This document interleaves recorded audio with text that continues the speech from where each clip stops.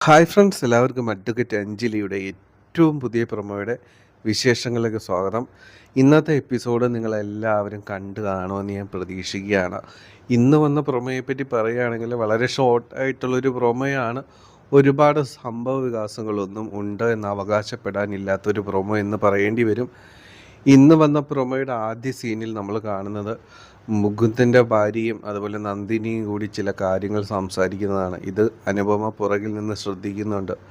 മുകുന്ദൻ്റെ ഭാര്യയും നന്ദിനിയെ കൂടി പറയുന്ന കാര്യം ഇതാണ്: നമ്മുടെ അഞ്ജലിയും അനുപമയും കൂടി പ്ലാൻ ചെയ്തിട്ടാണ് ഈ ഒരു സംഭവങ്ങളൊക്കെ ശംഖുചക്രത്തിൽ അരങ്ങേറിയത് എന്നാണ്. നന്ദിനിയോട് മുകുന്ദൻ്റെ ഭാര്യ പറയുകയാണ്, എനിക്ക് തോന്നുന്ന അനുപമയും അഞ്ജലിയും കൂടി പ്ലാൻ ചെയ്തിട്ടാണ്. അവർ രണ്ടുപേരും കൂടി ചില പദ്ധതികൾ തയ്യാറാക്കിയിട്ടാണ് ഇവിടെ കയറി കൂടാൻ വേണ്ടി ഇവർ രണ്ടുപേരും കൂടി നൈസായിട്ട് ചെയ്ത പണികളൊക്കെയാണ് ഇത് എന്നാണ് എനിക്ക് തോന്നുന്നത്. ഇങ്ങനെ നന്ദിനിയോട് പറയുകയാണ്. ഇതെല്ലാം കണ്ടുകൊണ്ടും കേട്ടുകൊണ്ടും അനുപമ പുറകിൽ നിൽക്കുന്നുണ്ട്. അനുപമ ഇത് കേട്ട് ആകെ കലി തുള്ളി നിൽക്കുകയാണ്. അനുപമ പിന്നെ അകത്തേക്ക് ദേഷ്യത്തോടെ കയറി വന്നിട്ട് പറയുന്നുണ്ട്, ഇതിനുള്ള മറുപടി ഞാൻ തന്നെ നേരിട്ടങ്ങ് തന്നു കളയാം. അങ്ങനെ നാളെ നന്ദിനിക്കിട്ടും മുകുന്ദൻ്റെ ഭാര്യയ്ക്കും വേണ്ടത് അനുപമ കൊടുക്കും.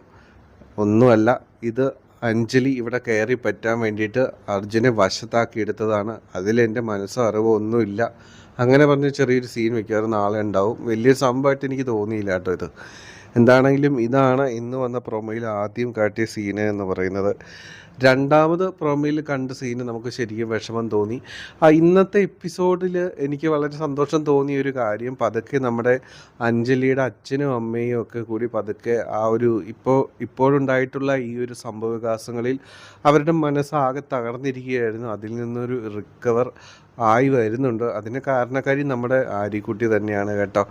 ആര്യക്കുട്ടി ഇങ്ങനെ ഒരു സന്ദർഭത്തിൽ നല്ല രീതിയിൽ ആശ്വാസം കൊടുക്കുന്നുണ്ട് നമ്മുടെ അഞ്ജലിയുടെ അച്ഛനും അമ്മയ്ക്കും ഒക്കെ. അപ്പോൾ അവർ ഈ ഒരു വിഷമത്തിൽ നിന്ന് കരകയറി വരുന്നത് കാണുമ്പോൾ വളരെയധികം സന്തോഷം എനിക്കിന്ന് തോന്നി കേട്ടോ.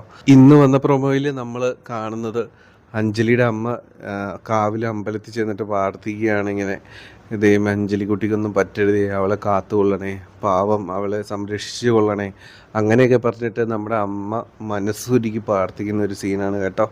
അപ്പോൾ അവരുടെ ഉള്ളിലുണ്ടായിരുന്ന ദേഷ്യവും സങ്കടവും ഒക്കെ ഒരുപാട് മാറി എന്ന് നമ്മൾ ഇതിൽ നിന്ന് മനസ്സിലാക്കാനായിട്ട് പറ്റുന്നൊരു കാര്യമാണ്. അപ്പോൾ നമ്മുടെ അഞ്ജലിക്കുട്ടിക്ക് അവിടെ ഒരു ആപത്തും വരുത്തരുത് എന്ന് ഒരുപാട് മനസ്സുരുക്കി പ്രാർത്ഥിക്കുകയാണ് നമ്മുടെ അഞ്ജലിയുടെ അമ്മ.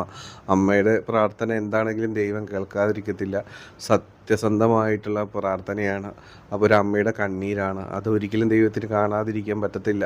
ആ ഒരു ശക്തി തന്നെ മതി നമ്മുടെ അഞ്ജലിയെ എപ്പോഴും സംരക്ഷിച്ച് നിർത്താനായിട്ട് ശംഖുചക്രത്തിൽ.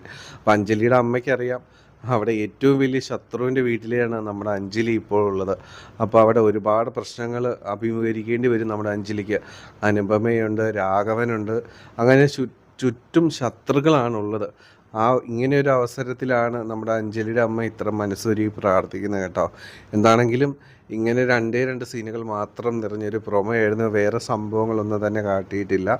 നാളെ എപ്പിസോഡിൻ്റെ റിവ്യൂസൊക്കെ ആയിട്ട് വരാം കേട്ടോ. അപ്പോൾ എല്ലാവർക്കും നല്ലൊരു ശുഭരാത്രി. Take care. Bye bye.